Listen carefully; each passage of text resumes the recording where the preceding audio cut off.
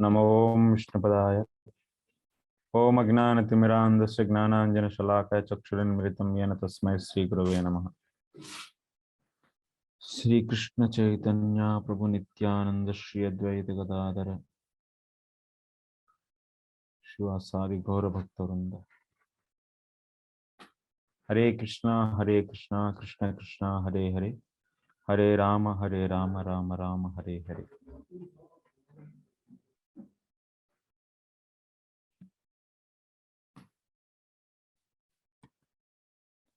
So welcome to Shri चरण प्रभु। थोड़ा सा डर लगाइए।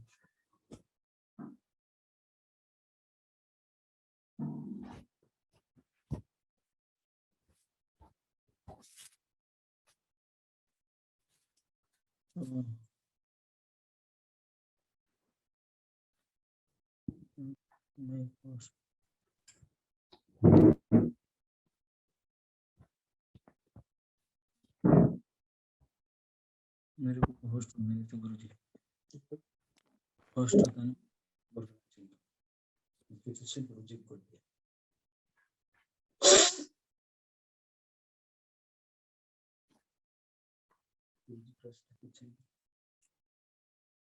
हाँ, प्रश्न पूछेंगे जरूर। So I'll ask doubts, questions from the last class. Tell me who is going to tell.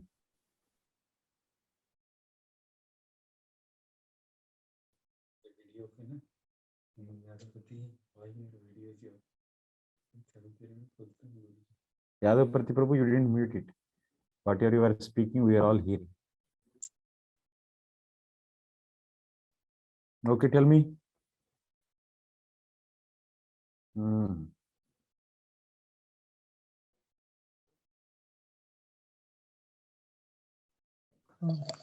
Question is there, bro? That last part, that sadhaktve bhakte, bhaktya sanjataya bhaktya. Here, if they are telling like if we are doing this dana means in devotional way, because of that we are getting bhakti. Is this correct, bro? Carry on. Like Brata means Ekadasi we are doing, so that's why later we are doing Krishna Bhakti. But here again, Bhakti we should get from Sadhu Sangh, no? Direct. Oh, it means Brata he is doing because of previous Sadhu Sangha. Like if he is doing Brata, Ekadasi or those things. Yes. Oh, okay. Yes.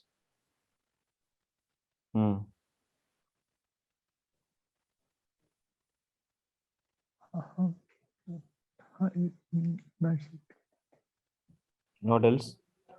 So we have seen controversy between two statements. What are those? One place we are telling because of Sadhu Sangh only we can get bhakti, and here one sloka is there because of Dan Brata Tapo Home we are getting bhakti. So How to reconcile those? For Nirguna Bhakti, Sadhu Sangh is required, and by Dan Brata and Tapo Homa, whatever bhakti we are getting, that is Sattvic Bhakti, which is component of Gyan Yoga or Gyan Yoga. Yes, Gnana, which is the Anga of the Gnana. Yes. Anga of Gyan. And its result is liberation and not prema. Yes. So like this we have two different opinions. So that means two statements. One is saying that Gnana Yoga Karma, Gnana Yoga Tapa Swadhyaya. So they japa, they produce, they don't give bhakti. Means what bhakti they don't give? They don't give Nirguna Bhakti, whose result is prema. And one more statement we are seeing, Gnana Yoga Tapa Swadhyaya, these will give the Varata, so and so. Bhakti means what kind of bhakti they are going to give? They are going to give the Satviki Bhakti, which is just is a limb of Gnana process. Okay, this. And what else? Any point? Any additional points? Anyone remember? Like me only or someone else? Others also can.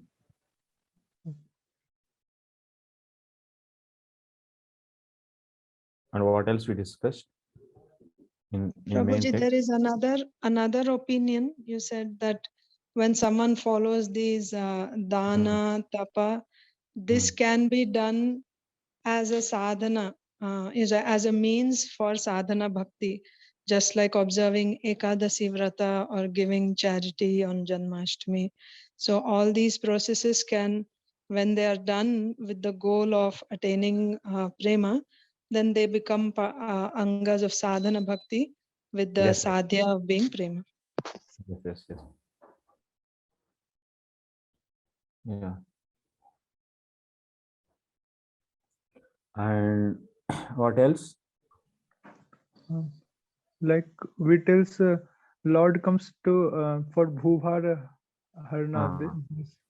So similarly, like that statements are there. Lord, like Bhakti we gets by Niskam Karma, but actual reason is different. Sadhu Sang is only cause of Superficially, it is mentioned that so Bhubhara Haranam is the cause for Krishna to descend. Yeah, Krishna to descend. Now, similar way, we are also seeing sometimes Nishkam Karma Yoga is the antidote for bhakti. But actual thing is different. So that is the thing. We give example for that. So that is the MK3 in the third file. Okay, 2 second MK2. We finished MK2, and finally Sanjataya Bhaktya. So this is indicating sadhana bhakti gives prema bhakti here, where bhakti comes from the bhakti. That once again is established. So Gopijan Prabhu, why he is saying?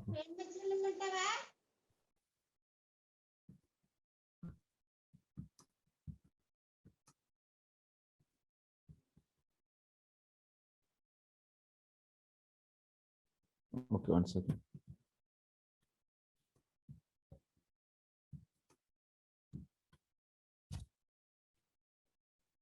Okay, next, so we'll start the MK3, this third file. So you can open that.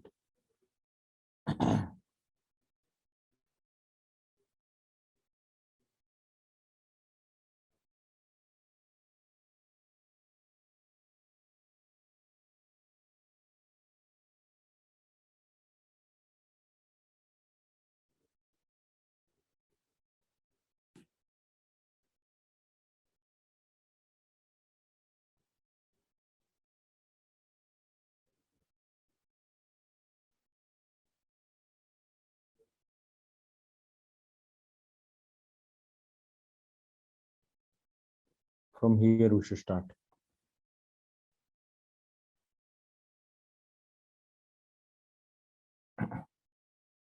Shreyasrutim bhakti mudasyate.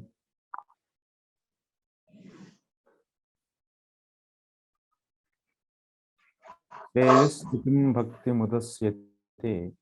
Vibho iti ko varta apto abhajatam swadharmatah iti puraiva bhuman bhavopi yoginah ityadibhyah ज्ञान कर्म योगादीनां प्रतिस्वफल सिद्ध्यै भक्तिम अवश्यम अपेक्षमाणानाम इव भक्तेः स्वीय फल प्रेम सिद्ध्यै स्वप्नेपि न तत्तत्सापेक्षित्वं प्रत्युत न ज्ञानं च न च वैराग्यं प्रायश्रेयो भवेद् इति धर्मान् संत्यज्य यः सर्वान् मां भजेत् स च सत्तमः इत्यादिभ्यः तस्याः So sarvatha ananyapekshittvam kim vaktavyyam teshamev ज्ञानकर्म योगादीनां प्रतिस्वेकेषु फलेषु कदाचित् आत्मना साध्यमानेषु न तत्तद्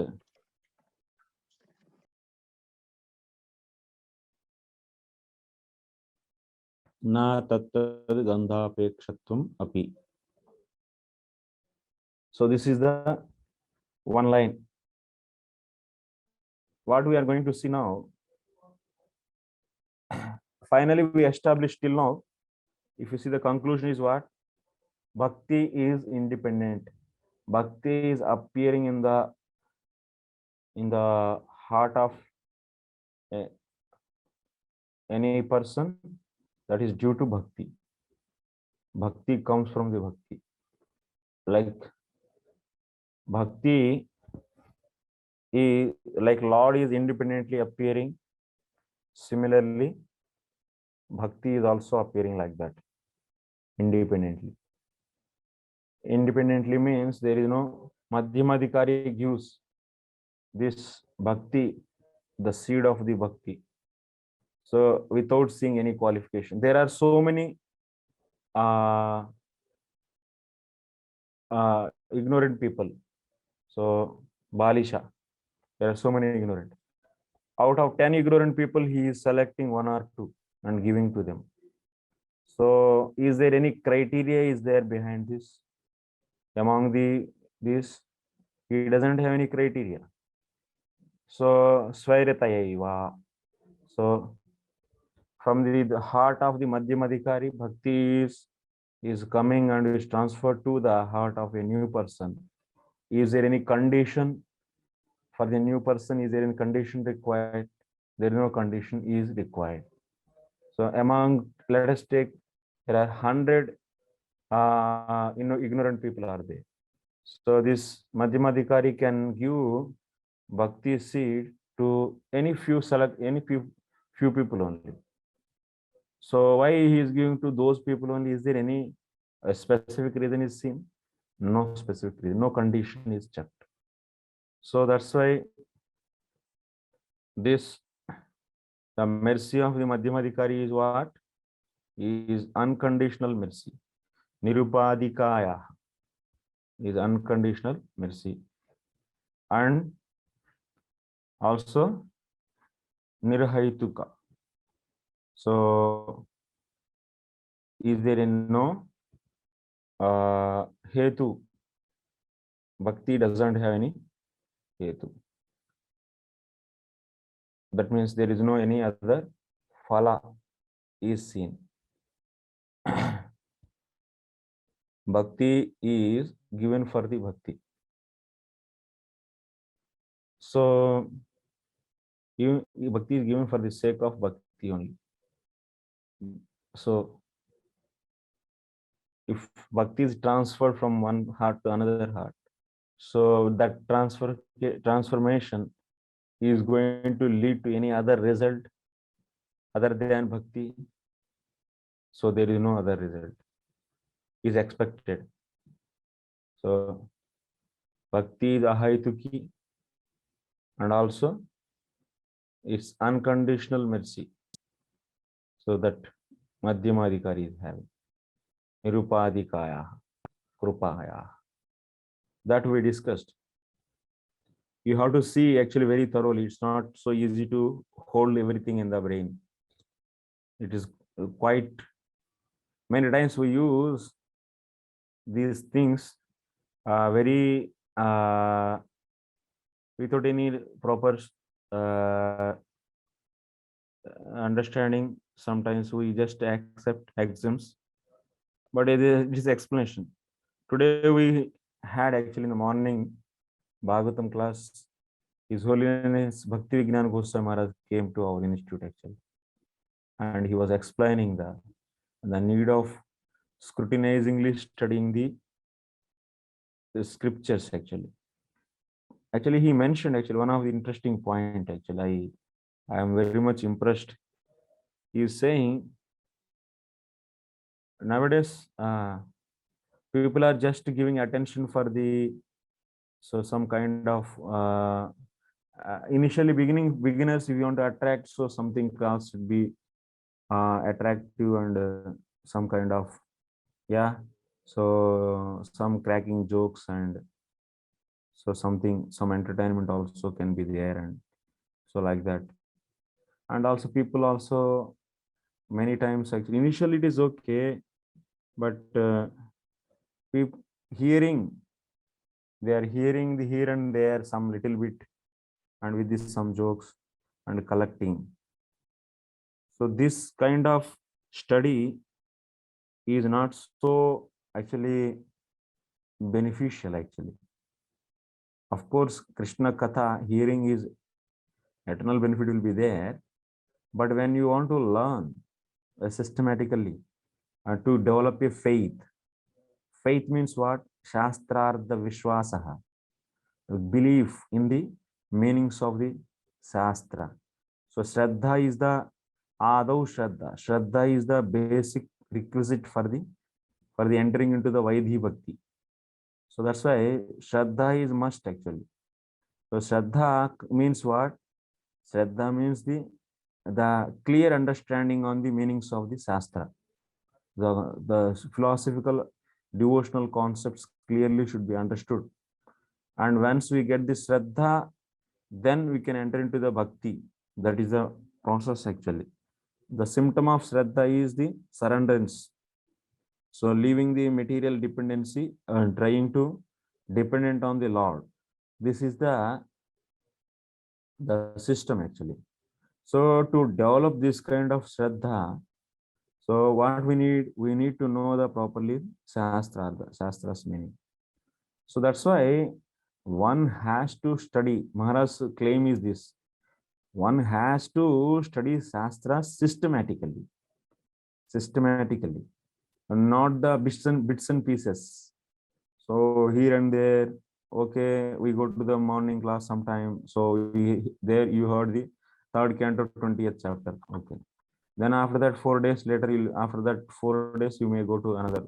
Then you'll be in the 21st chapter, fifth sloka. And sometimes something you hear here and there. On the some other place, you'll be studying the some other lecture. So like this, people, devotees actually, what Maharaj is saying, devotees, they are uh, studying hearing hearing the lectures here and there. Sometimes books also for preparing one lecture. So you'll be Veda base, you'll be searching some word, keyword, and based upon that, some 4-5 references are coming, and on that, just you can have basic philosophy and adding that, and just somehow or other, so you will make a class with the 5-10 references, and you can add some your basic some understanding and simply presenting that. So this kind of presentations are happening actually. This is to get the more benefit, we need to go and study systematically. That is his point actually. We are not discouraging people to hear, but hearing or studying should be done systematically. Take any book from the beginning until end. So one should study and understand the concepts very clearly. So that will be the why Sandipani Muni Prabhu, you are always unmuting. I am muting and you are unmuting. What is the need? Why you are unmuting your mic?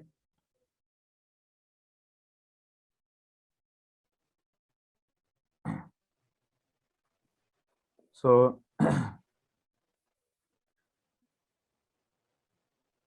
I don't know why he always unmute.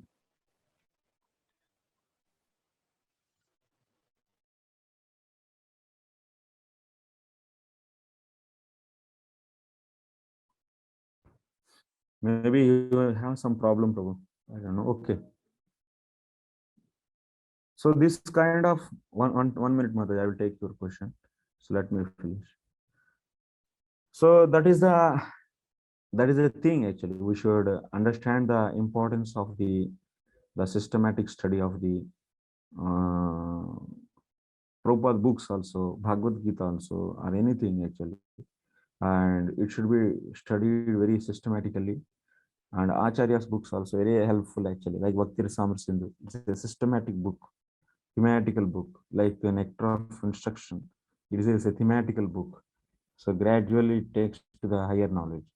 So like this Madhurya Kadambani is a systematic book. But Bhagavatam is a book actually where the concepts are, that means philosophical concepts are distributed in a irregular manner. Irregular means, so what it means, some places you will be seeing the prema bhakti at the initial chapters only, then after that the some places you will be seeing sadhana bhakti, some places you will be seeing the rejecting of karma in the ending chapters also. So here and there all the points are there. So but the Srila Jiva Goswami, what he did for the, especially for Srimad Bhagavatam, he developed a systematic book. So gradually taking the love, first establishing the pramana, after that. So what is the tattvam? He is saying what is tattvam? That is also said in the Tattva Sundarbha. Then that tattvam is seen as the Brahman, Paramatma, Bhagavan. So then Bhagavad Sundarbha and Paramatma. Then he is that tattvam is also known as Bhagavan, and that Bhagavan is the Krishna. And what is the, now after knowing Krishna, what we have to do? You have to develop the relation with him. So that's the Abhideya. So you should follow the process to establish relation. Then what is the thing? Is the prayojan, that's a preeti. The sandarbhas, all the Bhagavatam, the deep meanings and secret meanings of the Bhagavatam are systematically arranged. So that you will be seeing the flow actually, how the philosophy is developed, and so you'll be understanding the distributed, randomly distributed, the philosophical, that means bhakti philosophy. It's not just a mundane so-called knowledge. It's the mundane knowledge. It's not a mundane knowledge. It's not a brahma gnanam. It is devotional gnanam, is also known as bhakti only. This devotional knowledge is bhakti, bhagavad gnanam. So Supreme Lord's gnanam. So is systematically is arranged actually. So that kind of systematical understanding is needed. Otherwise, while you are selecting the 4-5 slokas here and there, so without understanding the intricacies, and if you try to reconcile, and a lot of wrong conclusions and unfavorable conclusions will come from that. That I have seen some presentations recently. So even they are very well-known people, but the presentation is very poor presentation. So wrong concept, wrong derivations were given. So by according to mind, whatever we feel, and that we bring up actually by quoting the here and there. So that's why it is a great philosophical threat actually. It's instead of it's not intellectual, that means willingly attacked by someone, but our own improper understanding of the philosophy will attack the our own sampradaya actually, and will be going down actually, will be going down to, and will be simply cheating ourselves. This is a great problem we can see, and that's why I request all the preachers, they should well prepared, and they should know the properly the philosophy, and that is very much needed. And systematic study of the books, even if you want to hear, you have habit of hearing, so that should be also heard systematic. Like you see Prabhupada lectures also systematically arranged actually, sloka wise. That kind of hearing is good. And anything, even the books also, conceptual books, so systematic, so hearing is very important. Okay, Mataji, you are asking some question. Archana Bhakti Mataji. Prabhuji, about this, what you were saying, I had a question. What is your opinion about reading only Bhagavatam translations? Is that good or is that not good? I just wanted to know. So,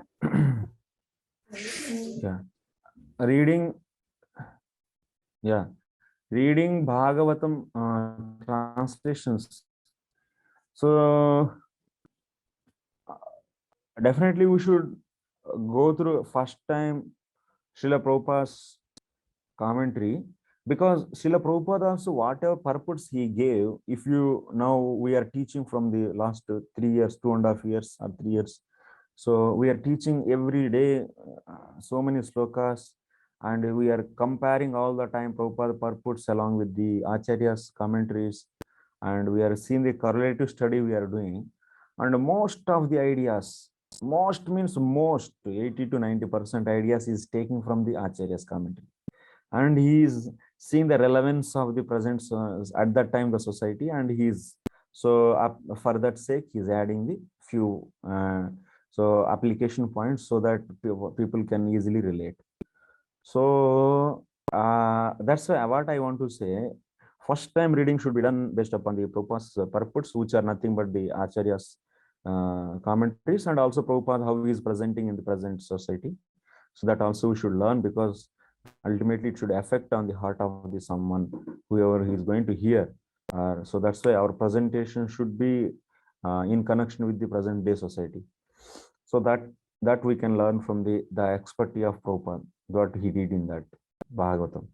So then after that, so you may relishing for the relishing purpose, you may read the translations, and but basic one-time study properly should be done. So otherwise, anything we read Bhagavatam, that will definitely have a help. So, but if you want to have a proper and systematic, so fruitful output, then better to follow the systematic approach. And Bhagavatam, I say Bhagavatam will be completely properly understood with the help of Sandarbhas even more. The each and every philosophical aspect is properly discussed with the proper pramanas. While we develop any concept nowadays, you will be seeing they will be taking any keyword in that sloka, and after that they are trying to imagine. So like, oh, you see, from this we can learn the Parishit Maharaj's qualities, and by this word, and one quality you take, and after that you will be imagining connection to that, and somewhere something is discussed in that connection, and yes, these qualities also there, and these qualities are manifesting like this. And actually we are just making such a big concept actually. Around to that we are trying to build a big building actually. And but if you see Srila Jiva Goswami, you are seeing now Bhakti Sandarbha Anichadas, if to establish bhakti is nirguna or anything, the way he is approaching actually, he is taking the properly the sloka. And also you should know to establish that the basic hermeneutics, the proper details, actually philosophical details, and how to, that means the pramanas we should know. And Bhagavatam is the base pramana, and after that we should not give the commentary on that, and taking the authentic Sridharacharya Sridhar Swami's commentary, and after that he is adding his comment. His sometimes he adds his idea, then he's backing up with the Purana statements, other Puranas and Sruti statements, and finally that output is fine-tuned output he is bringing up. And such a so precise and care is, that means precisely done and care is taken, and that's such a scholarship he is having. So this kind of strictly, if we don't follow the proper system, then what it is going to happen? Unknowingly, actually, we are not willing, we are not having any desire or any willingness to harm our society, but our improper and so ignorance, improper preparation, or inexperience, and will lead to the great danger actually. This is the thing, and also we are not able to answer the someone's question, and will crush because of sometimes speaker is not knowing the details, and listener may go more deeply into that, and then so giving the some kind of conclusions which just hiding the truth, or otherwise is taking far away from the truth. So these kind of things has to be now taken care by these coming generations, otherwise yeah, it will be affected by these so many this kind of problems. Prabhuji, so like I do daily classes, Prabhuji, for children and parents also. So we read systematically Bhagavatam shloka after shloka, purports, and then after reading the purport, just trying to understand, we talk on that further, like just trying to make the same thing understand. So now after listening to, I'm wondering, is it okay or is it bad? Should we just read what there is, or can we also, like my recommendation is So we should read the Prabhupada purpose. So Prabhupada showed a light, he put light on that sloka. So whatever is there, his conclusions, so those thoroughly should be understood by us. And just even because now society bit more change compared to 1970s now. So just in relevance to that, keeping that means the theme in center, so we may add a bit, but I'm saying the extraordinary conclusion sometimes, so some great conclusions, bringing out the great conclusions, so that is very dangerous actually. Can you give one example, Prabhuji, of something which would be a drastic conclusion, which is different from? Recent example I have one, so I don't want to mention anyone's name. Just recently I have seen one example. So he's a very well-known speaker and eloquent, and he's a great scholar in society. And but the thing is, for example, he is having the opinion of establishing this Smaranam as the highest limb, and there he discussed the several quotes to establish Smaranam. And also that means actually japa and kirtan and Smaranam, these three things are taken into account. What is kirtan, what is japa, what is Smaranam, these three basic aspects are discussed. Then after that, that speaker is inclined to the more and more to the Smaranam, then that is his interest. So he brought out the such a quotations from the Shastra, which are saying that anyone can practice anything, any limb. That is there actually. So, and after that quotation, that means Shravanam, sorry, Japa, Kirtanam and Smaranam. That means Japa means is a Shravanam and Kirtanam, and Japa is one kind of hearing and chanting. Hearing and chanting, pronouncing Shravanam, Kirtan, both are there. And also Kirtanam, is a bit difference is there, and that properly is justified everything those. And then after that, Smaranam is the third limb actually. These are three basic limbs what we see. And in these three, what he brought out the conclusion, he is saying that these are the basic definitions of these three. So now in the Shastra it is said that whatever one likes they can take up. So that's why. But to go back to Godhead, we need to have the Raghanuga Bhakti. So for that, that means Raga means what? So it is a stage of the heart actually. So it is a heart level. Bhakti is at heart level, not on the physical level. So that's why one should be doing this Smaranam. Smaranam is the highest. Without Smaranam, one cannot enter into the Goloka. So that's why.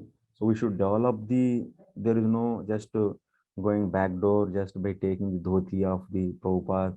So this kind of things are there, but one should enter into the Smaranam. So Smaranam is the highest. So that's why without Smaranam, one cannot go to the Godhead. And that's why, of course, other processes are there, but Smaranam should be practiced. Smaranam, he said that. And anyone can practice, so Smaranam. Here, what is the point is missed, So Acharyas are clearly saying that, yes, Smaranam is important. When one can go to the Smaranam, so it's not for everyone actually. So whose heart is contaminated, so they cannot do Smaranam. Smaranam demands the Antakarana Suddhi. So until unless Antakarana is purified, so you cannot enter into the Smaranam. So that is a fundamental point that is missed actually by him. And for the people, whoever is having the contamination, and for them recommended is Shravanam Kirtanam. So Shravanam Kirtanam, that means Japa and Kirtanam means comes under the Shravanam Kirtanam. So Shravanam Kirtanam should be done by the person whose heart is contaminated. Once by these two processes, so heart is purified, so naturally you'll be shifted to the Smarana. So that's why there is no need to forcefully go into the Smarana. So that is a natural state actually. Automatically, if you remember the Lord's form or the name or the qualities or the leelas, that's fine. So you no need to forcefully do this, because if you're forcefully doing means your heart is not still purified actually. So that is clear. That But here he presented anything you can practice. Anyway, Prabhupada said so 16 rounds. So okay, you do 16 rounds and then so but after that you do this Smaranam, and you can also check with your temple person. So what I did already 16 rounds, what is the problem? So I can do anything now. So the presentation, how it was, oh, 16 rounds, anyway, Prabhupada said, okay, follow, because politically we have to be in the ISKCON society, accept 16 rounds, okay. But Smaranam is important and we should practice Smaranam. That conclusion is brought out. But fact is what? Why Srila Prabhupada gave the 16 rounds for us? Shravanam Kirtan, why he emphasized? Because, so that point is, Srila Prabhupada's 16 rounds is not a sentimentally accepted thing. It is a proved idea from the Shastra. Shastra is clearly saying that people whose heart is not is purified, they have to do the Shravanam Kirtanam. And that's why what should be the presentation. In presentation, he should say that, so Srila Prabhupada is great and he gave the Shravanam Kirtanam, and that is mentioned in the Shastra, and without purification of the heart, one cannot enter into the Smaranam, and that's why we should follow our Acharya. That should be said. You're understanding the difference? Yes, Prabhuji. So this kind of your willingness, that means your desires and your biased nature should not cover the truth actually. Yeah. So sometimes you may like, some people may like Varnashram, and they try to bring up they hide the truth there and bring up the so-called conclusions. Oh, Varnashram. And sometimes people like the there is Varnashram is there, and but they say that, oh, this is not needed, and but we should take only this. But we should be learning based upon the previous acharyas instructions, Srila Prabhupada and other acharyas. So try to present the things as it is. So otherwise, this kind of our conditioning nature. So we are doing bhakti, we are conditioned still not completely away from the defects actually. So better not to add such a big thematically presenting and developing the structure such a way, so just to establish your thought, and it's a great danger actually. So yeah, that is a great threat actually. Okay. If you want to present any thought like Srila Jiva Goswami did, it should be properly backed up by the proofs, and it should not break the other principles, because in our mind we cannot have the complete spectrum of all the facts and figures of the bhakti, because of lack of practice and lack of the understanding on the complete scripture. So since you have the narrow-mindedness, and that narrow-mindedness will be only seeing the things in that perspective only, then only you'll be defining everything into according to your realization. So that is one kind of problem actually. So in that case, what is a better thing? Present as it is. Because the Bhagavatam and the Acharya's lines and Srila Prabhupada lines are enough actually. They are so nicely they are establishing. But if you have the proper understanding on the axioms of the bhakti, and at a time all should be presenting actually. That's a previously, if you see anyone is going to do any research work, previously means I want to say traditional way of doing the presenting the things, and they are very well thorough. That means they have to memorize all the axioms, and then after that only they are allowed to present this some thought. But everything should be in the memory. Otherwise, if you now in the present case what I explained, that means other may not do intentionally, but he is having some kind of favoritism towards something, and he's biased. But he forgot the basic thing is, oh, Smaranam needs the basic qualifications, purification of the heart. And before that, So the impurities are there that can be removed by only Shravanam Kirtanam. So this figure, this fact is missed from your thought. And any bhakti limb can be giving the result. That is also fact. Any bhakti limb is perfect. Navada bhakti, everything is perfect. Anything if you practice, you can get the success. That is also there. And that fact also there, and this is also truth. So if we don't reconcile, and if you don't know this fact, that means antakarana is the, of course, any limb is perfect and it can deliver. So, but still in the practice, if you see, smaranam stage demands the purification of the heart. And that figure that is said by the acharyas, and they proved that also based upon the Bhagavatam. They didn't say whimsically also. They also proved by the Bhagavatam. And if we forgot this, if you forget this, and you know only that any bhakti limb can be giving the, that means the result, highest result. So let me take up any smaranam, and that kind of statements also there. And we did practice smaranam. So then what people will be struck in, that means in that they are unqualified to do that and practicing, and we're getting frustration and finished. So this kind of damage is happening to the society. Like this many things are like this, many things can happen. So a lot of speculations, improper speculations. Now we don't have any systematic training also, no? So everyone in some centers, small centers, they don't have much experience also. 1 or 2 years, 1.5 years, so he came into bhakti and started giving the Bhagavatam, and without understanding. And then after that, so he might be speaking whatever he learned before to coming to Krishna consciousness, and without having the proper understanding on the basic axioms of the bhakti and the philosophy, and started giving the classes left and right, and people are hearing, new people, and they are also manipulating, and they are creating something, and it is a big damage actually. We are worried actually to protect our society from this kind of things.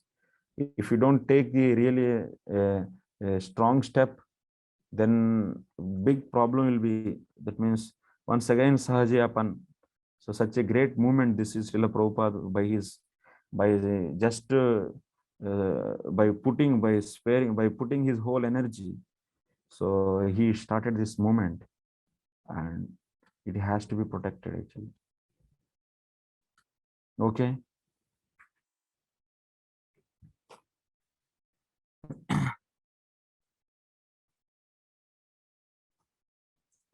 Shreyasrutim Bhakti Mudasyate Vibho. In the present, you see, this book actually, I am translating line by line.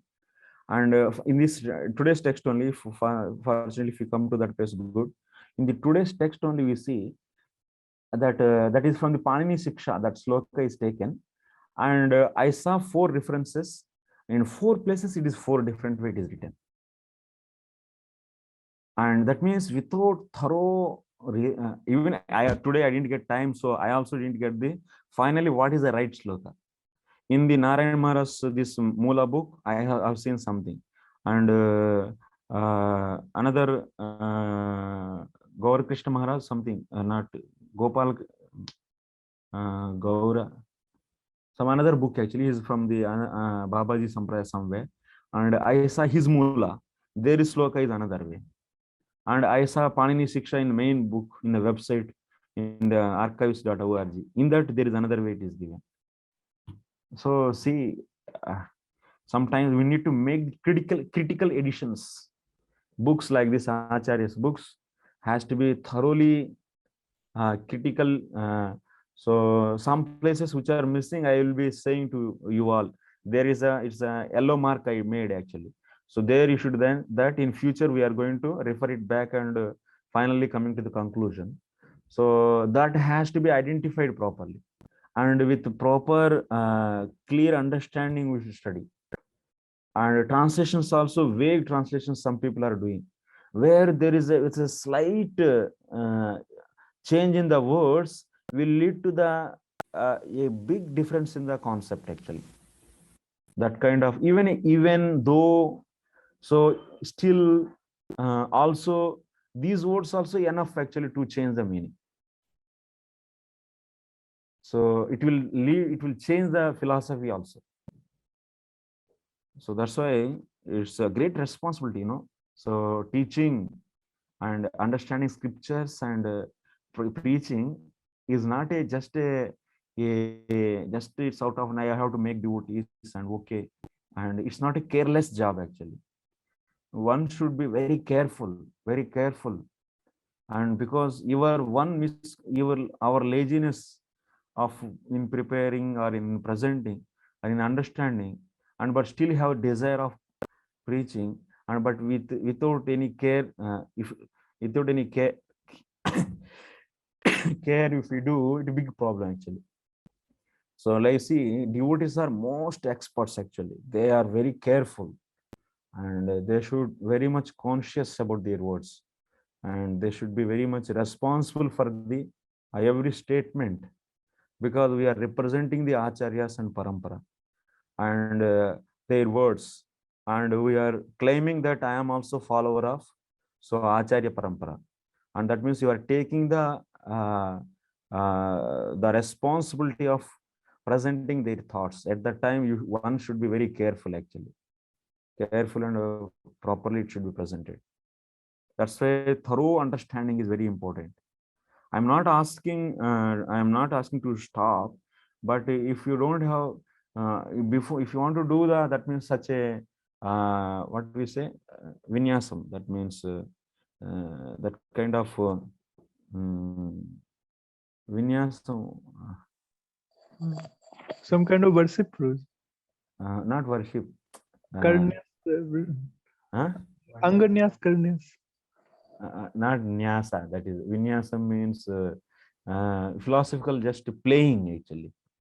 If you want to do Jugglery. huh? Jugglery. Jugglery. Mm, No. no. If you want to play with that means philosophy and produce the new thoughts, so you should be thorough in the basic axioms of the philosophy. And that's devotional philosophy means bhakti only. Otherwise, that class, a lot of illusory thing is given to them actually. Then what will happen to the society then? So, okay, anyway, we come to this discussion. Shreyasrutim bhakti udasyate vibho iti kovarda apto bhajatam swadharmatah iti puraiva bhuman bahopi yogina ityadibhya. Translation we'll see in this. If you find any mistake in my translation, please let me know. If you feel any, because I'm not saying that so it is concrete, but there is definitely some scope. I tried actually being a human being, so I tried. That means I didn't show any my laziness actually, but with my full energy I kept, and I prepared and try to follow closely to the text, and also without because understanding of the sandarbhas and others, some extent I tried, but I cannot say I'm perfect. So see if you find any, that means sometimes your thought can be even more correct and may come actually. So if you feel somewhere this explanation is breaking their logic or the some philosophical breaking actually somewhere, some axioms or something, so then let me know actually, and I will also change, and I will slowly we can yes. Sounds like Ishwar Puri asking Chaitanya Mahaprabhu to find any faults in his writing. No, mother, yeah, you are not that. This fact actually I'm saying. So okay.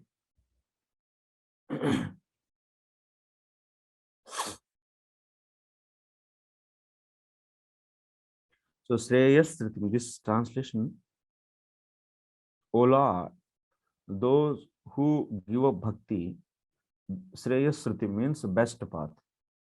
So Sruti means path, Shreya means best, Shreyas Srutim, Bhaktim, Udasya.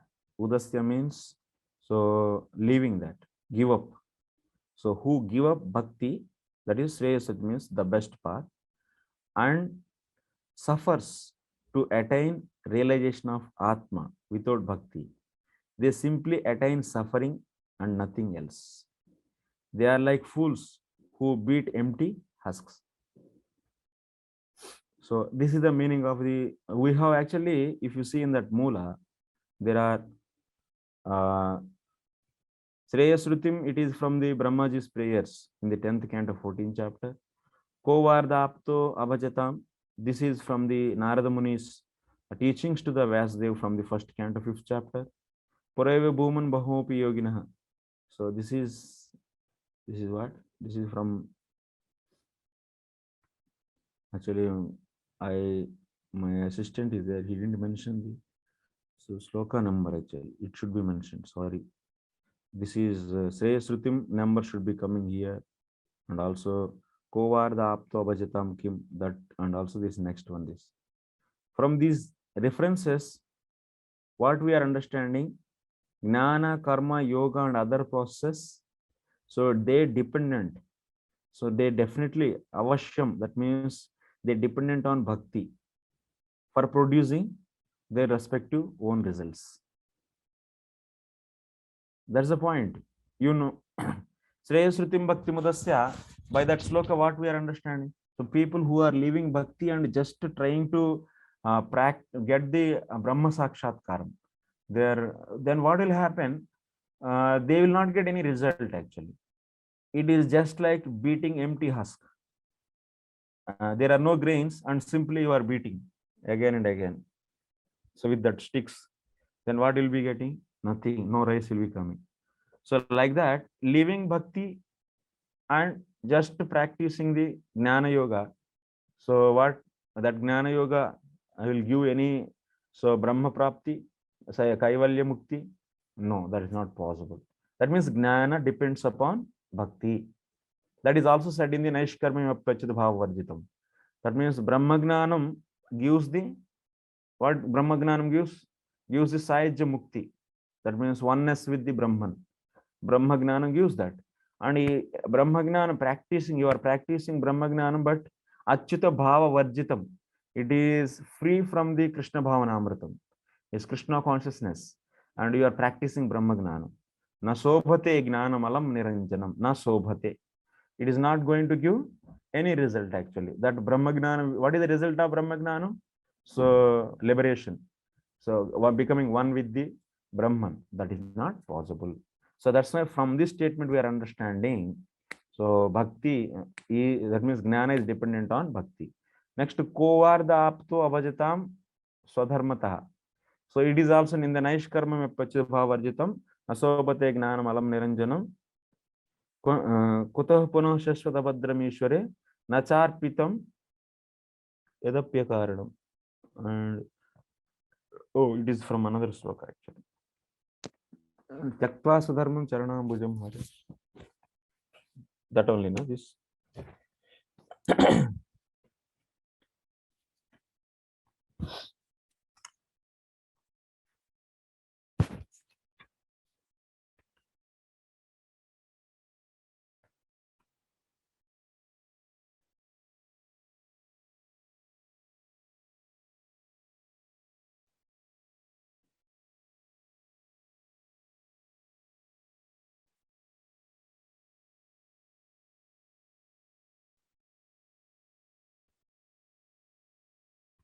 त्यक्त्वा स्वधर्मं चरणाम्बुजं हरिर्भजन् अपक्वोऽथ पते ततो यदि यत्र क्वावा अभद्रमभूदमुष्य किं कोवाद आप्तो abhajatam swadharmataha. What is the meaning? This Vasudev, so he is chastised by Narada Muni. Narada Muni is what he is saying. So why despondency of the Vasudev, the reasons he was giving. So what he did and what he should not do, he is explaining actually.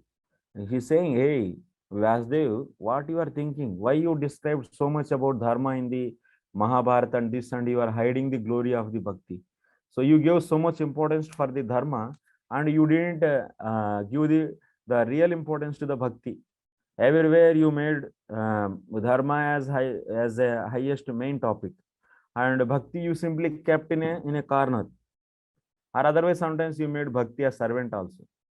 What is the value of this swadharma? You are saying dharma, this Sri dharma, Gruhini dharma, Patni dharma, Pati dharma, so Raja dharma, Brahmana dharma. What is this dharma? Why you are so much so about this? That's why your heart is not pleased actually, simply explaining this dharma. So we don't need any this dharmas. That means he went to the such a absoluteness. That means until the time we have body, we need dharma. But actually, if you see, so bhakti is completely independent and it is not dependent on any condition. If anyone wants to bhakti do seriously, he can completely surpass all conditions and he can do bhakti at any situation. That much. So possibility is there in the bhakti sadhana. It never demands any material qualification or condition. But if you want to do karma, it demands the qualification. If you want to become a Somayaji, if you want to perform Somayaga, you should be a Brahmana. And so many conditions should be satisfied.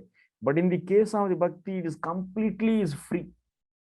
And that bhakti is only the fact actually. So that's why, hey, Vasudev, what is the need of defining this dharma? Tyaktva swadharmam charanam bhujam hare. If someone leaves the completely his nitya naimitya karma, which is given by the manusmriti and so, and leave all those and leave all those dharmas given by the so-called these smriti shastras and practice. So if anyone practice the bhakti, and of course he is practicing and is not successful, even if he fails while doing that, so or otherwise he may change his mind also sometimes because of the some association with some kusangati. So he is not able to continue that bhakti and he went back. In that case also, what is the problem, my dear Vasudev? If someone is practicing bhakti and even he left the swadharma which is given by the dharma shastras and fully he is dedicated and every time he is fully doing the devotional service, absorbed in the devotional service, but somehow or other he left his body or he stopped that because of some reasons, then still there is no problem, my dear. So he never get any sin of not performing his prescribed duties given by the dharma shastras. And also it is said that he is saying, Narad Muni is saying, what kind of, even if they get animal body in the next life, while doing the bhakti, if they get animal body, what is the problem? Kova, what is yatra kvava abhadramabhud amushyakim. Kisko kya galti, kisko kya problem hoga? So what is the problem for anyone who is practicing bhakti? Even if they get animal body, there is no problem. You see, in the case of Bharat Maharaj, left the swadharma. He is king. He left his swadharma and he went to the forest and he started worshipping the Lord fully. And in between that he stopped because of attraction towards the deer. And then after that, so somehow he stopped his worshipping of the Lord because of somehow means because of some anardas, previous anardas. That is the Jiva Goswami is giving the reason. So it was awakened back and something subtle are there. So and then what happened? Anything loss has happened? No loss. In the next life, even he became deer. His bhakti is continued, and after that he became so Jadabharata, such a Brahmana. So then finally he went back. So that's why. So Narad Muni is saying that you should compile that kind of stories, my dear Vasudev. In this book, you should write that kind of stories, not the emphasizing the dharma. Because so then your heart will be pleased completely. If you just to make people to follow dharma, if you de-emphasize bhakti, like how you presented in the Mahabharata, if you hide the glory of the bhakti, then like this, that means your heart is not happy, na? So like that same people's heart also will not be happy, whoever is following you. So that is the point actually. Whoever follows Vasudev, so before writing Bhagavatam, what he did, so their heart will not be happy actually. So that's why Jnana karma dhyanavritam. Bhakti should not be hidden by any of these. And definitely we need the dharma. So where there is a society, there needs a dharma. But that dharma should not hide the individual's bhakti. That very much carefully, once that's varnashrama man, many people are there, varnashrama heroes. So they have to learn from this actually. So their dharma should not, so their promotion of the dharma should not de-emphasize the, that's like you see, Vasudev also is having the mission of the promoting the dharma. In that mission, what he did, he hided the bhakti in certain places. There is great danger is there actually. So then what will happen? Then we will not be justifying the, we are not following, we are not, so really followers of Vasudev actually. That kind of mistake should not happen. Okay, so that's a kovarda apto abhajatam swadharmatah. So it is also said, you left the bhakti and you practice dharma, your given dharma like Brahmana, Kshatriya, Vaishya and so, and you didn't have any bhakti, then what is the value of that? Kovarta, what you will gain? Apta abhajatam swadharmatah. So if they are not worshipping the Lord and they are practicing swadharma, what they will get? Kovarta means what benefit they will. Aptaha, what benefit they will get? Nothing they will get. That means here, dharma means karma. Karma practiced without bhakti will not give any result. From the first sloka, jnana without bhakti will not give any result. That means that won't result, jnana's result, that is Brahma Prapti, that you will not get. Karma also will not give the that material sukha. Even that is also not possible. That means karma is performed, but without bhakti, karma is performed, without the taking the role of help of the bhakti. So then what? That karma is also is not able to give. Even that Swarga Prapti also will not happen. This is the point actually you should understand. Even Swarga also don't get. Because without the, that means karma needs the Dravya Shuddhi, Desha Shuddhi, Kala Shuddhi, Mantra Shuddhi, so many. Achieving this without bhakti is not at all a possible actually. If bhakti you just Om Apavitra Pavitra, if you say, even there are the 100 contaminations are there in that dravya, everything is finished out. But you want to purify just without any bhakti, those of not possible. That's why karmis, they will also do bhakti, which is the just a component, is the anga of the that karma process. So that kind of, so bhakti is needed actually. But also Puraiva Bhuman Bahavopi Yoginaha. Even great yogis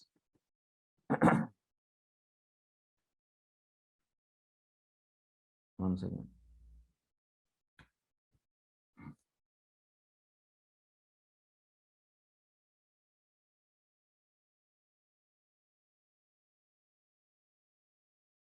I'm not remembering the sloka number actually. Because we translated in the Bhakti Sandarbha and we kept there from here, there to here directly. So somewhere it came in Bhakti Sandarbha. So as it is copied, that's why I didn't give attention to the number of that sloka number. Puraiva. Maybe someone they can say if they see.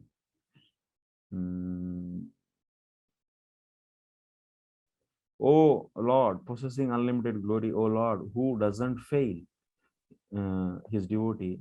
Many yogis in the past, this is the main thing, yogina api, many yogis in the past offering their activities to you and developing realization through the understanding that jnana, karma and yoga and other processes necessarily dependent on bhakti.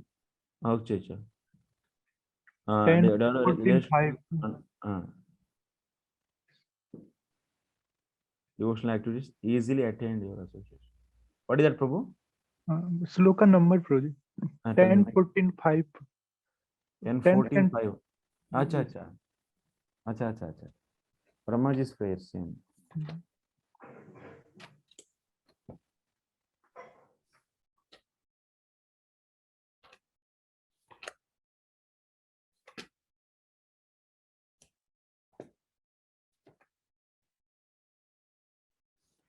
पुरेह भीमन Bhuman बहवोपि योगिनः त्वदर्पितेह निज कर्म लब्धया विबुद्ध्य भक्त्यैव कथनोपनीतया प्रपदेर Anjochuta te gatim param.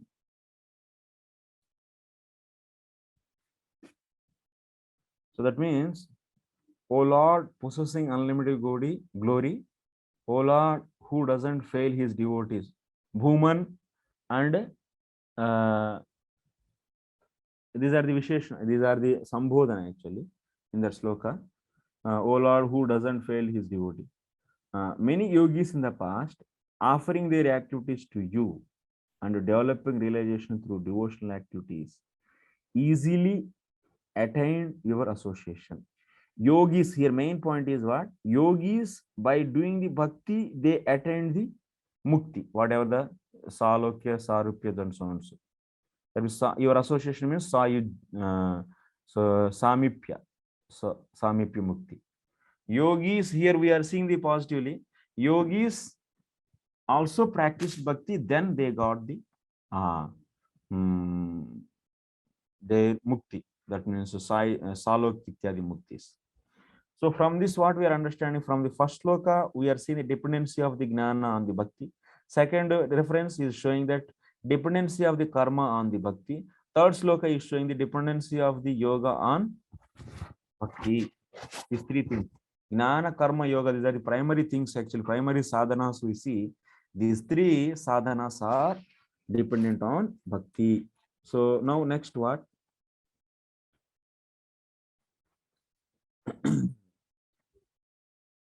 So what he is saying? Ityadibhyaha, that means from all these references, gnana karma yoga adinam, that means gnana, first one is gnana, second one is karma, third one is yoga. Three references are there indicating these three and saying that these three, gnana, karma and yoga, so pratiswa phala siddhyai, to give their own result. To give their own result. So what? Bhaktim avashyam apekshamananam. They depend. Bhaktim avashyam apekshamananam. Apeksha means they dependent. They dependent on bhakti avashyam. That means for sure. For sure they dependent on bhakti. Bhaktehe sriya phala prema siddhyai swapnepi na tattat sapekshatvam. But in what about the bhakti? What about the bhakti? Bhakti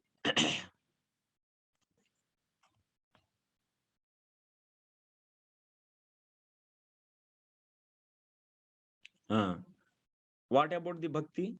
But in the case of the bhakti, bhakti is also having its own result. Like jnana is having the mukti as a result, karma is having the swarga and so on and so on as a result.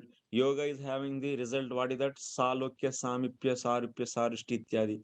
These are all as a result. So to give those results, those sadhanas always dependent on, for sure they dependent on bhakti. And but what about bhakti? Bhakti is it going to dependent on those sadhanas to give its own result? What is the result of bhakti? Bhakti is a prema. So bhakti sadhana bhakti's result is what? Prema. And that prema, to give that prema, bhakti, is it going to depend on them like that? Mutual dependency is there? There is no mutual dependency. That is the point here. Bhaktehe swiya phala prema siddhyai swapne pina tattaksha. Even in dream also should not think that bhakti is going to dependent on karma and jnana and yoga to give its own result. Okay. And one more thing. So you see, they all dependent on bhakti, and bhakti is not at all dependent on them to give its own result. Pratyuta nagnanam cha navairagyam prayah shreyo bhavedeha iti dharman santyajya yah sarvan mam bhajeta sacha sattamah ityadibhyah tasyaha sarvatha ananyapekshitvam kim vaktavyam tesham gnana karma yogadinam pratisvekeshu phaleshu api kadachit atmana sadhyamaneshu na tat gandhapeksham api. Is one more interesting point. So bhakti is not dependent on them to give its own result. And not only that, bhakti, even it is not dependent on karma, jnana and yoga to give their result also. That means bhakti can give liberation, bhakti can give swarga, bhakti can give the salokya samipya also. And without even a tinge tinge, it is not going to dependent on bhakti, and give that.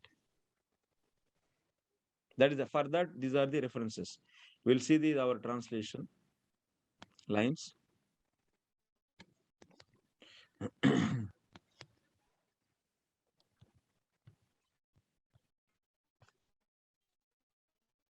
Rather, pratyuta means rather. The following statement says, therefore, for a devotee engaged in bhakti with heart fixed on me, the cultivation of gnana and vairagya is generally not beneficial. This is one thing. And one who having completely given up all dharmas worships me is the best among sadhus. It means one who having completely given up all dharmas and worships me is the best among the sadhus.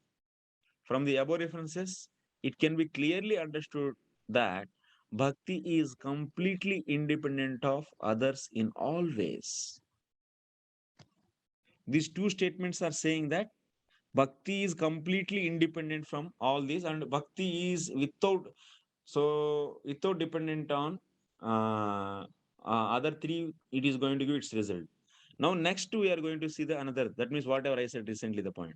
The paths of Gnana, Karma, and Yoga, however, can give perfection only with the help of Bhakti. What to speak of Bhakti, which never has a tinge of dependency on Karma, Gnana, and Yoga to give their respective results.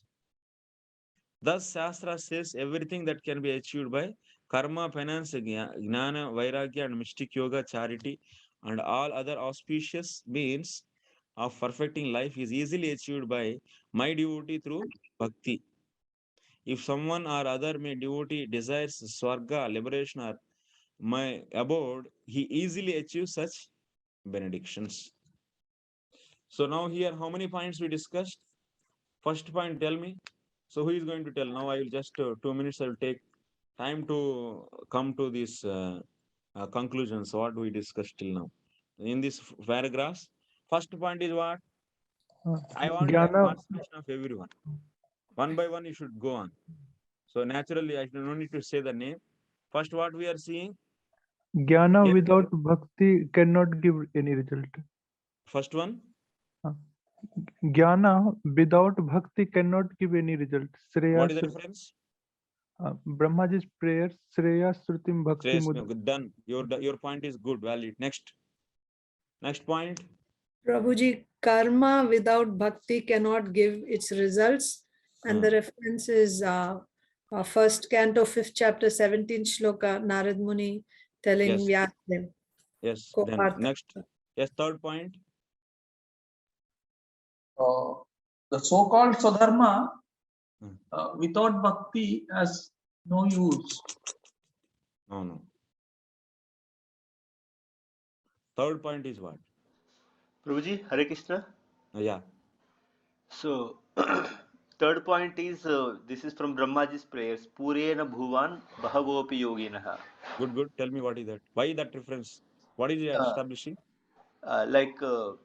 Yoga cannot give its results without bhakti. Good.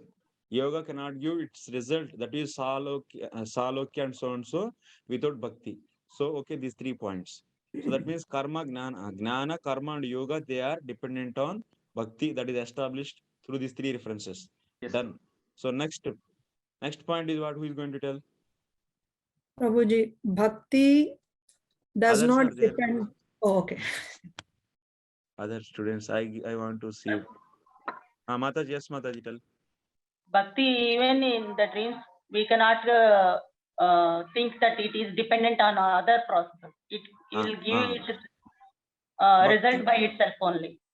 Bhakti gives its result, that is prema, by itself. It doesn't dependent on karma and gnana. What are the references? Reference from the 11.20.31. Yes. And from 11 point. Nagnanam cha nacha vairagyam. This one. Nagnanam nacha vairagyam prayashreyo bhavediha. Dharman santyajyaha sarvan mam bhaja sacha sattama. These two. What did you see? That means This I didn't explain clearly. That's why you may not be able to say. Na gnanam na cha vairagyam prayah shreyo bhavediha. That means for a person who is practicing bhakti, for him gnana and vairagya are not beneficial. That means bhakti is not dependent on gnana and vairagya. That is established by this sloka. And next, dharman santyajya.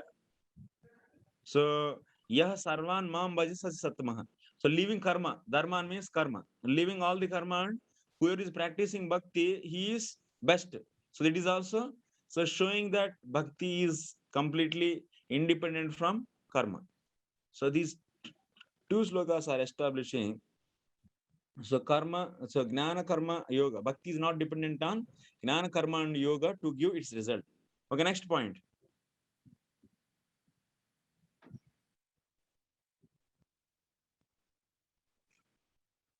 Prabhuji, karma, I mean, bhakti can give results of even karma, jnana, and dharma without a tinge of dependence on them. It can not only give its own results, it can also give the results of karma, jnana, and dharma without a tinge of dependence on them. Yeah. Kim vaktayum teshameva. You see, this is a Sanskrit. Teshameva. That means gnana karma yoga dina pratisvekeshu phaleshu. That means to give, to produce the result of gnana karma and yoga. So sadhyamaneshu.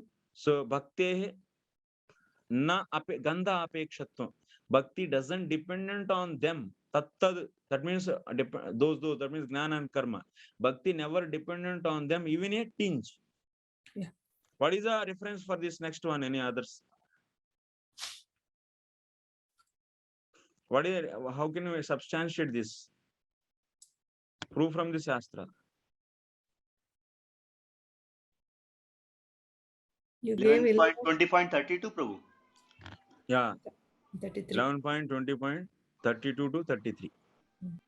Yat karma bir tapasa gnana vairagyascha. Yes. Yat karma bir tapasa gnana vairagyatascha. This. Okay, next. This till here text is over. Okay, till here. Now, ityadau.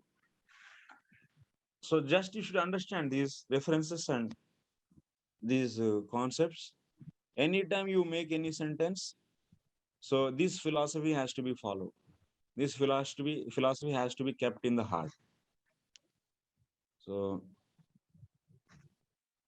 that clearly all these sadhanas are completely so dependent on. They are without bhakti, they cannot give the result. And these things one should remember. Next, sarvam mad bhakti yogena mad bhakto labate anjasa iti tam vinam tu tesham mad bhakti hinasya jatis shastram japastapah apranasyeva dehasya mandanam lokaranjanam ityadeh vaifalyaeva syaditi. Tam vinatu. So without bhakti, tesham, that means those. Mad bhagavad bhakti henasya jati shastram japa tapa apranasya dehasya mandanam. It's nicely said actually here. So we finished in the translation till here. See. Finally here, 11.20.30 to 33, and also one more line. Without that, their failure can be can happen as stated. We said in the first line, that means they are dependent on the bhakti, and also one more, even further, one more step we are saying. If there is a bhakti is not there, they'll fail. So that much they simply fail. So they simply fail. Karma, gnana, and yoga, they fail. Birth in a high family, shastric knowledge, chanting mantras, and doing austerities of a person without devotion to the Lord are meant to for joys of a worldly people, just as decorating a dead body with clothes and ornaments.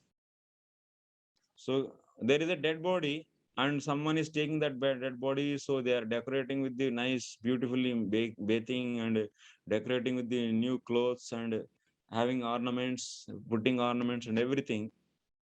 So just that can be the only for the lokaranjanam. So, and but it is not going to give the real beauty. That is just is useless. The same way, this everything that can be the same way with so birth in a high family. Someone is taking birth in a very aristocratic family, or otherwise well versed in the shastras, or is an expert in chanting the mantras and doing austerities. He is best in austerities, doing austerities. He is best all this, but he is not doing any bhakti. It's like a decoration of the dead body, only for worldly sake. That, oh, he is a so and so king, and he is so and so Brahmana is scholar, Sanskrit Pandit. But what is the use if they know bhakti? It's like a decoration of the dead body. Okay, that means without bhakti, all they fail. Jnana and karma, yoga, all they. That means any qualification or any practice of anything, japa, tapa, and those homa, ityadi, swadhyaya, which are the limbs of the jnana, practicing those all, and they will be simply it's a decoration on a dead body. This point we are discussed. Next, so that means here after establishing bhakti is also appearing by its own, like how Lord is appearing by his own will, so bhakti is also appearing. Bhakti comes from the bhakti. So after establishing this, today what we are seeing that the glories of the bhakti, some glories. Of course, we see this in the Bhakti Samr Sindhu also, in the Bhakti Sandarbha also, same way. But that is before entering into the main topic, so this kind of things happens. So we have to establish, you should glorify the bhakti. And next you see, tasyaha paramahatya adhinatvam tesham samprana eva astam. This point, tasya, this line is like this here.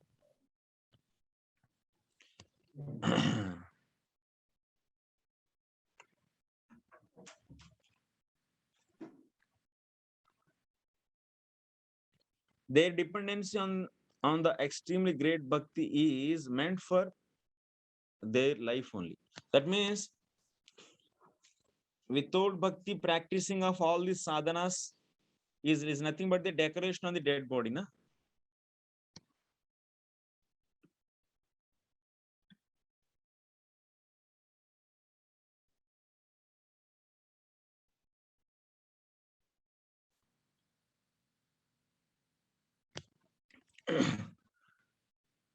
Without practicing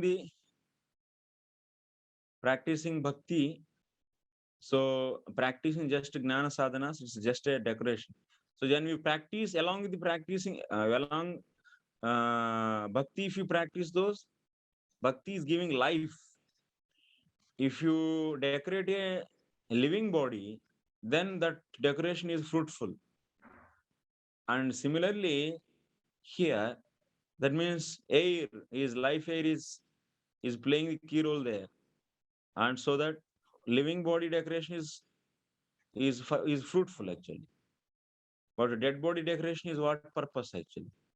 What is the use? The same way, practice without practicing the bhakti, practicing of jnana and others is like dead body decoration. So that's why bhakti is becoming what? For all these sadhanas, life is a life air. That's the point. That is the point we are seeing here. Next point. अपितु कर्मयोगस्य कालदेशपात्रद्रव्यानुष्ठानसुद्याद्यपेक्षा च तत्तस्मृतिप्रसिद्धा एव अस्यास्तु न तथा. We are seeing the dependency. Karma is depending on what? Moreover, so you can see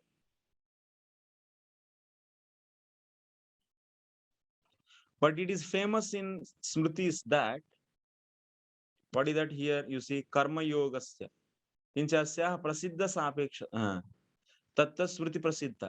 In the smriti shastras, it is famous. What is famous? Karma yogasya. Karma yoga is what? Depends on purity of time, place, candidate, materials, and performance, and so on. While we performing yajna, if that yajna, what needs? It needs the dravya shuddhi, mantra shuddhi, kala shuddhi, desha shuddhi. You have to select the proper time to perform the yajna. Yajna means karma. So you have to select the pure materials. You have to have the clean place. Anything is having any defect, no result. Very dangerous actually. Even sometimes you'll get the reverse results also. That we'll anyway going to discuss. So they are very much dependent on all these. They are very much. Any mistake happens in that process, immediately you should do prayashchittam for that in the karma process while you are performing karma. So that means they demand the purity of time, place, and person and other so and so. But in the case of the bhakti, na desha niyamastatra na kala niyamastata no chistadau nishedhosti hare namani lubdakaha. But in the case of bhakti, it's not like that.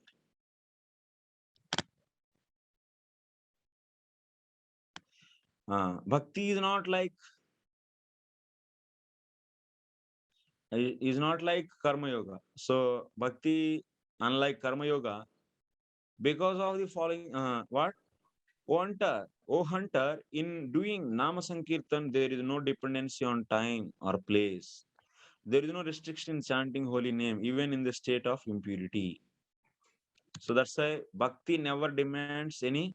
So desha kala patra ityadi suddhi. Kinch asyaha prasiddha sapekshatvapi na. That means moreover, bhakti is not dependent on excellence of performance. Even what about it is not dependent on the purity of the time, place, and other things, dravya and so and so. Bhakti is not dependent on anything. And not only that, even bhakti is not dependent of well-performedness of that bhakti also.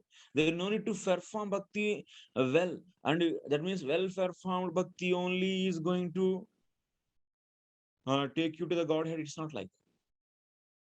So even well-performed bhakti only leading, not taking. Well-performed bhakti only leading you to go back to the Godhead. It's not that. Even abhasa bhakti, even aparada yukta abhasa bhakti also can take you, can lead you to back to Godhead. What I am saying, even abhasa bhakti, even abhasa bhakti. So Mahaseva Prabhu is feeling sleepy. No, Prabhuji. No, no. Not at all. I was just thinking, yes, it is leading means we can do still progress. We may not attain the result. It's not directly taking to the Goloka, but it is leading means We are so progressing. you will progressing actually. Like in the case of the rat, so which is taking the wig, which is off in the from the lamp which is offered in Kartik month. So by that rat is getting in the next life. It got the sukriti of offering a so lamp in the month of Kartik, and that sukriti it got, and then after that it became so queen. So in the next life, rat became queen and queen body. So then he progressed. That soul progressed. So that's why I'm saying here, the statement should be clear. What it should be mentioned. So abhasa bhakti, that means semblance of the bhakti. Even well-performed bhakti, no. Even semblance of the bhakti is abhasa bhakti. Or not only just abhasa bhakti, even the offensive abhasa bhakti also will take. Even in that case of rat also, you see it's offensive. Picking a seva parad, if you see in that sense, picking up the lamp which is offered to the Lord and taking it to the mouth is offense or not. But knowingly or unknowingly, whatever is done, offense is offense only. That may be the rat or there is the mat, whatever. So, but even that kind of aparada yukta apasa bhakti also is taking, is leading towards the progressing in the devotion and finally going back to the Godhead. So that is the power. And in the case of karma and jnana, even if you well practice and there is, that means even a little mistake, finish, no result, and you will get negative result also. So that's why there is no need of well performance of bhakti to get the highest result. That means for leading in, for traveling, for going in the path of the Suddha Bhakti. So that's why it is said, Sakrut Parigitam Sraddhaya Helayava Burguvaram Naramatram Tarayat Krishna Nama.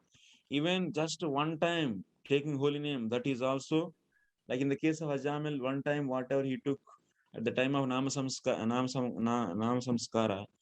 Samskara, so that destroyed all this, and him that made him to eligible to go back to the Vaikunta. That's why Vaikunta Vasis came, but without having the proper, that means full training. That means it's a condensed bhakti. So then they cannot go back to Godhead. That's why that time is given anyway. But he got the eligibility of that. That is the point actually. So all the sins are destroyed, and Vishnudutas also came. What Lord wanted, so to develop the rasas, so that he can be participating in that. Otherwise, what he will do in the Goloka after going there, if they don't learn all this? So that's why Kimanyad Vaktavyam Swasuddhi Paryantapeksham Api Na Ayavasya Drushta Suddhamba Asuddha Varnam Vyavahita Rahitam Tarayet Satyam Ityade. You see now in English.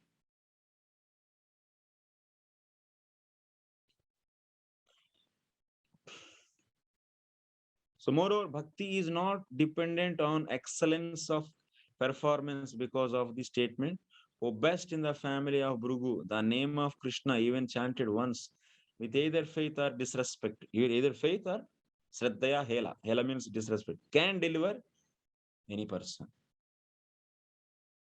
Prabhuji, what are the Even numbers? Namabhas in the case of Ajamil, it is, so it made him to destroy, it destroyed all the sins, and it finally, he became eligible to go back to the Godhead.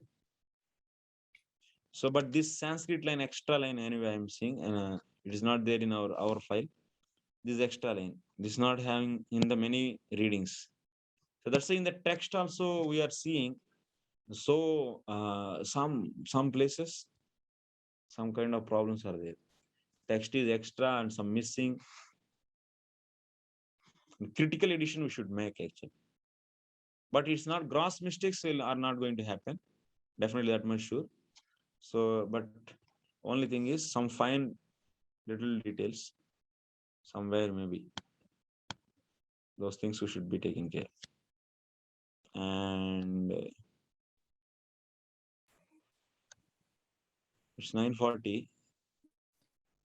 Prabhuji, You can please, Mataji, questions. the last two shlokas that you said, what are the numbers for that? Yes, Mataji. Yeah, 1 second.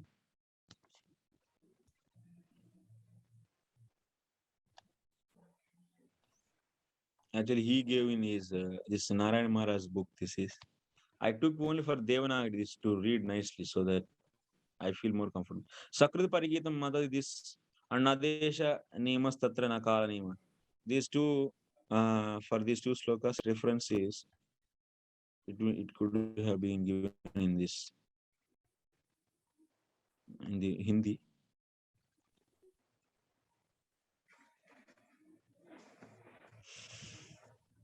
Nadesha Nemas Tasmin Nakala Nema. Vaishnava Smriti mein yah prasiddha hai. Vaishnava Smriti something. It is not having any, it's not from Bhagavatam or anything. Some Vaishnava Smriti. So here Maharaj, Narayana Maharaj is mentioning. That is, maybe we can take that Chaitanya Mahaprabhu Shikshashaka Shloka, na Prabhu? Nama Vidisharma Shakti Niyamita Nasmaranena Kala. yes. That also we can take. And yes, Prabhu. Next, Sakrit Parigitam Shraddhaya Helaya. This is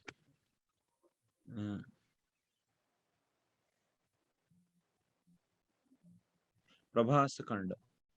from the Skanda Purana Prabhaskand. This is from Skanda Purana Prabhaskand. These two slokas.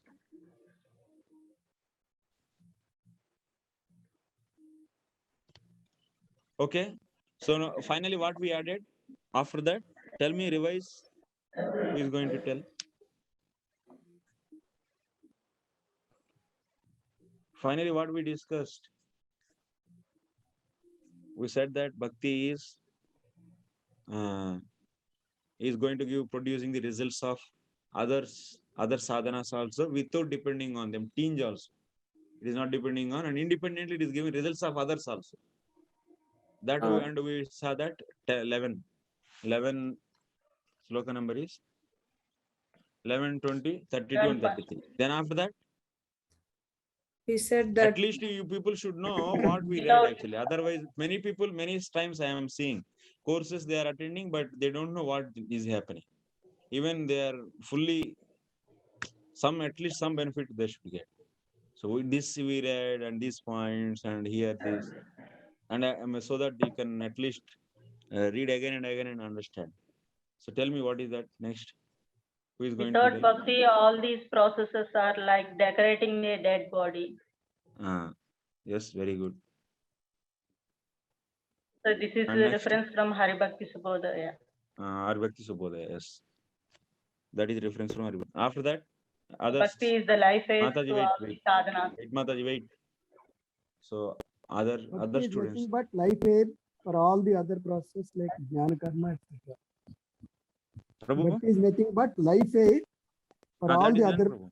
That is done. Mataji is told, na? That's from the Hari Bhakti Subodhaya. Okay. After that, tell me. While performing yajna, dravya suddhi, etc. are required to be done. Karma depends upon, especially we discussed about karma. Karma depends upon the purity of the place, time, and dravya and so on, so adhikari and so. Yes, Prabhu. This is in Smriti Shastra, it is given there. Smriti Shastra. Next so point. For any violation, you need to do paschatapam, everything has to be done. If you violate certain siddhis or anything like that.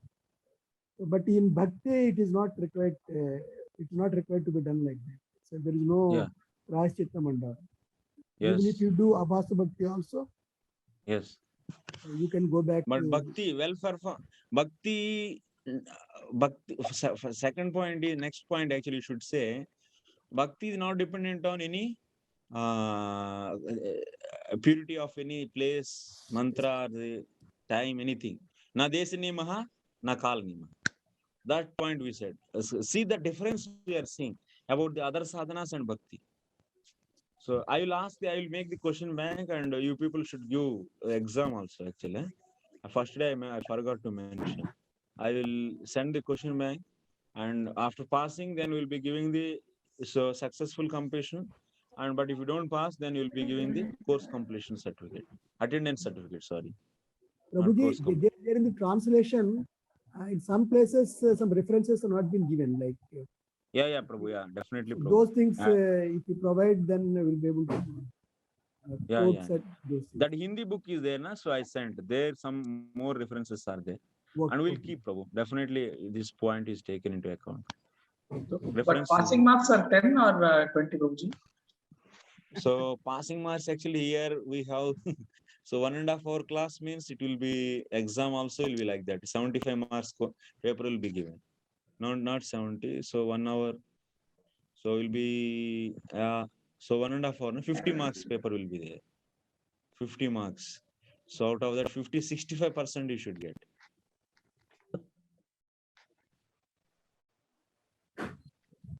Yeah. And I will ask known things only, not from from the class, only whatever we discuss. And finally, one final point is finally what we are saying. Yeah. So it's not dependent on the desa kala karma bhakti. So to give it, even the well performance of bhakti is also not needed to lead to the perfection. So even not well performance of the examination also can be given the certificate. acha. Yeah. Yes, Prabhu. Okay, Prabhu. So I am ending today. Prabhuji, Yeah. a small question. So yeah, question please. Yes, Prabhu. Prabhuji, one is like this, whatever we said that Dravya and all is required in karma. Basically, that is karma kanda, na Prabhuji. Karma yoga is Exactly. Yesterday we discussed karmi's case. That Karma. means karmi's case. So they are doing karma, but if they don't use any Vishnu mantras or for purification of dravya, so karma alone it cannot give actually. So Prabhuji, this karma kand, and then sometimes we use karma yoga and sometimes karma kand. Karma yoga is nishkam karma yoga. No? Karma yoga is different and karma kanda is different. Karma, Karma yoga means they are doing the karma and offering the results to the Lord. So that means karma yoga, in that yoga word is there, na? So doing the karma and yoga, if you offer that to the Lord, those results, just for the detaching, to detach from the results, you may send. That means you offer Lord in two moods, in two ways. Tat priyananardham, tat tyaga buddhi. You offer the results of the karma to please the Lord, or just to come out from the results of the karma. Keeping anything as intention, and you can offer that to the Lord. So that's why karma yoga is nishkam having we this. can say, na Prabhuji. Then Bhagavad Gita, what is nishkam? Nishkam Yeah, karma. nishkam karma yoga means so doing the karma without having the buddhi. What kind of buddhi? Kartrutva buddhi, or otherwise not attachment for the results.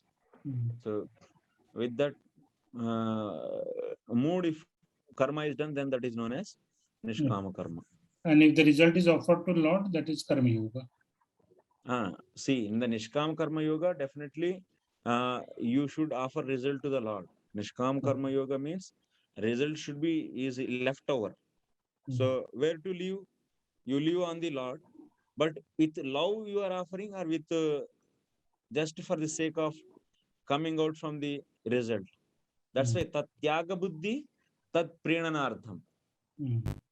So nishkama karma yoga is also having the two shapes actually. Tat tyaga buddhi, just to come out from the results of the karma. You don't want to get any bondage. In that, like that, you offer to the Lord, because somewhere you should throw that result. So that means you are offering to the Lord, but it doesn't mean that you have some love. Then that is known as nishkama karma yoga. But if you offer that result with the love to the Lord, with the love bracket love, then it is aropa siddha bhakti. It is having another shape. It is taking that only it is taking the shape of aropa siddha bhakti. That will happen. Nishkam karma yoga and karma yoga means just following your prescribed duties and following the doing that means dharma artha kama. Doing that means dharma, getting the artha, then after that enjoying the results. So it's like karma yoga means What did you say, Prabhuji? aropa siddha, aropa siddha bhakti. Prabhuji, that is then karmi, na? Like dharmarth kam, what you are saying. Karmi hai, Prabhu. Actually, karmi and karma yoga, you can see, you can draw one more line actually here. Karmi is just he is having the fully desires and doing the karma and no concept of any Lord actually, Supreme Lord. So karma kandi is a karmi, right?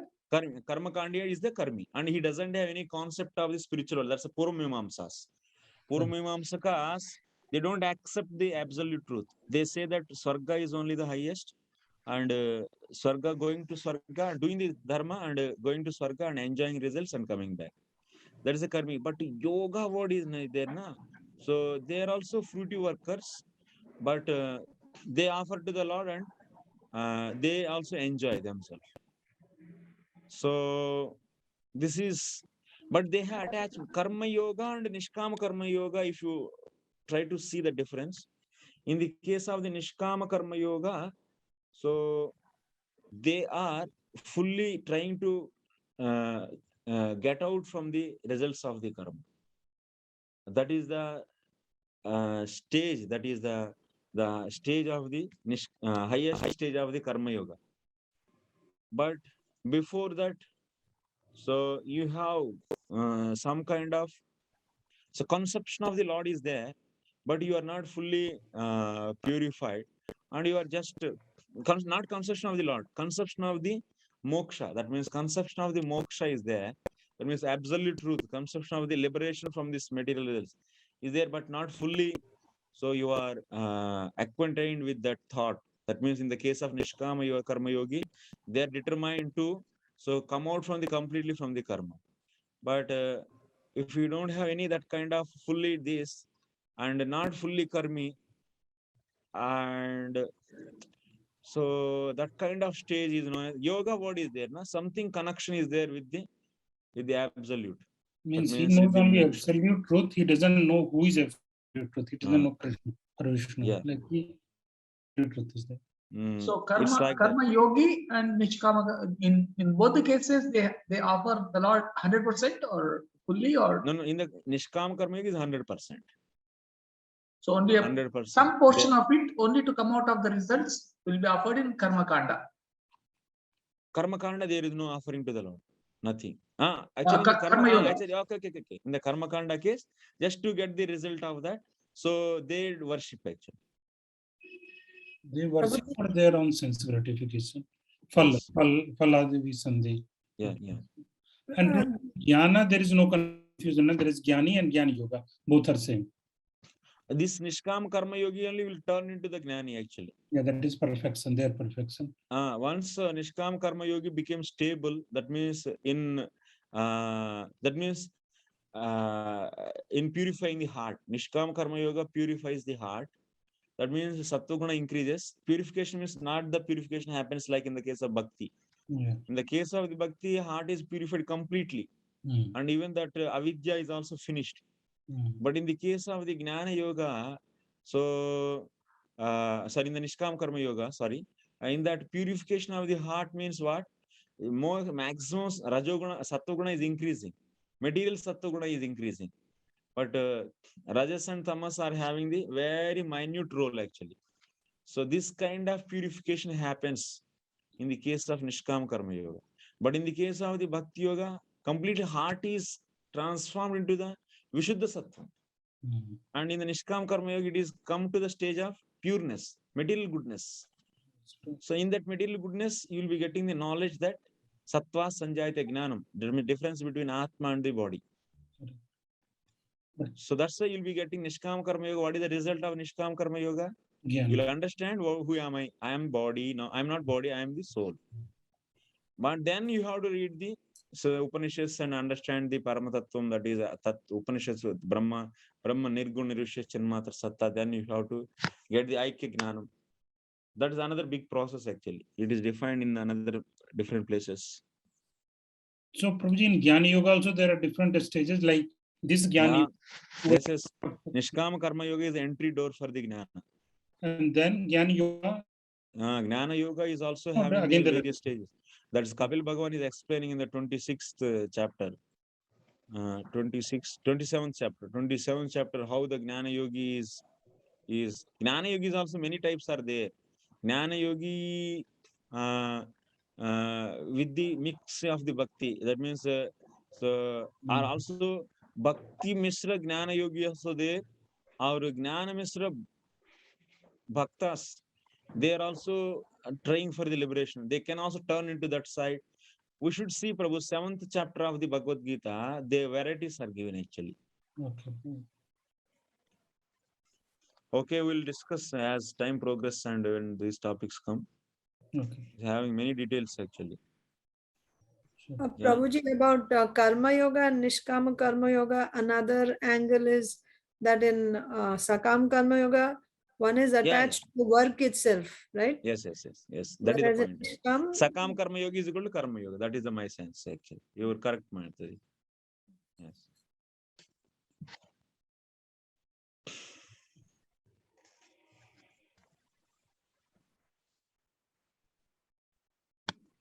Okay, we'll end here today's class and we'll meet next week. But please, so practice and remember, try to. And I should not take much time to revise. Okay, thank you very much for patient and kind hearing till this time. So, Srila Prabhupada ki jai.